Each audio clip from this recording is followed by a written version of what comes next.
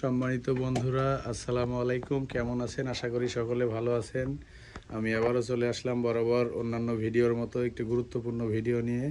তো আপনি যদি গরুপ্রেমী মানুষ হন অথবা খামারি হন, তাহলে ভিডিওটি আপনার জন্য না টেনে দেখতে থাকুন। তো সর্বপ্রথমে যে ব্যাপারটা নিয়ে কথা বলতে চাই, এই যে ভিডিওতে যে গরুটি দেখছেন, গরুটি যথেষ্ট বড় লার্জ গরু এবং ওয়েট সব দিক থেকেই মোটামুটি বড়। তো দেখেন, লক্ষ্য করে একটা ছোট্ট ভুল এখানে রয়েছে, যে গরুর পায়ের নিচে ম্যাট বা মাদুর নাই। এই জিনিসটা আপনারা অবশ্যই মিস করবেন না। আপনারা প্রত্যেকটি গরুর পায়ের নিচে ম্যাট বা মাদুর দিবেন, তাহলে গরুটি নেক্সট টাইমে ল্যাংড়া হওয়ার বা পায়ে ব্যথা হওয়ার কোনো সম্ভাবনা থাকে না। তো দ্বিতীয়ত যে ব্যাপারটা নিয়ে কথা বলবো, কৃমির বুস্টার ডোজ।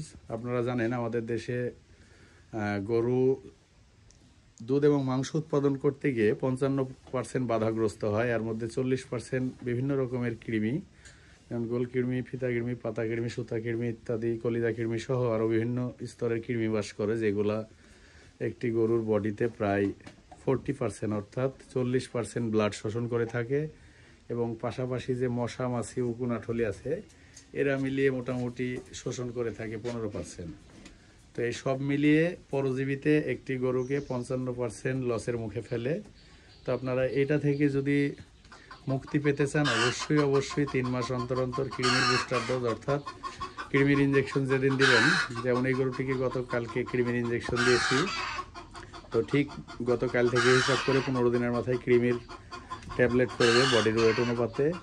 এবং আপনারা ভিডিওতে দেখতে পাচ্ছেন, আজকে একে রেনাসালিডি এবং ক্যাটাপস, এক্সট্রাভেট সহ আর অন্যান্য মাল্টিভিটামিন ইনজেক্ট করব। তো আপনারা কৃমির বুস্টার ডোজ করবেন, তাহলে 55% ব্লাড সেভ হবে। এবং কৃমির বুস্টার ডোজ করার পরবর্তী সময়ে এই জাতীয় মাল্টিভিটামিনগুলো ইনজেক্ট করবেন, তাহলে আপনার গরুর রুচি ভালো হবে, স্বাস্থ্য ভালো হবে, গ্রোথ ভালো হবে, সব মিলিয়ে রোগ প্রতিরোধ ক্ষমতা ভালো হবে। মোট কথায় আপনার হয়রানিটা অনেকাংশেই কমে যাবে। তো এই গেল পরজীবী। তো আপনারা নিশ্চয়ই বুঝতে পারলেন যে পরজীবী দমন না করলে আপনার গরুটি কতটুকু ক্ষতিগ্রস্ত হচ্ছে। তো আপনারা অবশ্যই পরজীবীতে দমন করবেন।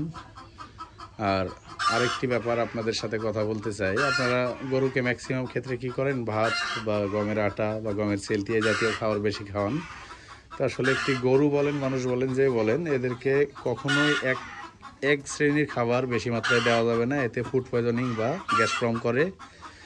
আর আপনারা আরেকটা বিষয় জেনে রাখেন, 80% রিস্ক থাকে ফুড পয়জনিং রোগে। তো এই রোগটি খুবই মারাত্মক। এর চেয়ে বড় গরু নিমেষের মধ্যে ভিনিশ হয়ে যায়, এমনকি জবাই করা লাগে, এরকম পর্যায়ে অনেক সময় যাইতে দেখছি আমাদের কাজের এই অভিজ্ঞতার সময়ের মধ্যে আর কি। তো সকলে ভালো থাকবেন, সকলের সুস্বাস্থ্য কামনা করে শেষ করছি আমার ছোট্ট শর্টটি। ভালো থাকবেন সবাই, আল্লাহ হাফেজ। আর আমাদের চ্যানেলটি বেশি করে দেখে লাইক, কমেন্ট, শেয়ার দিয়ে আমাদের পাশে থাকবেন। আল্লাহ হাফেজ।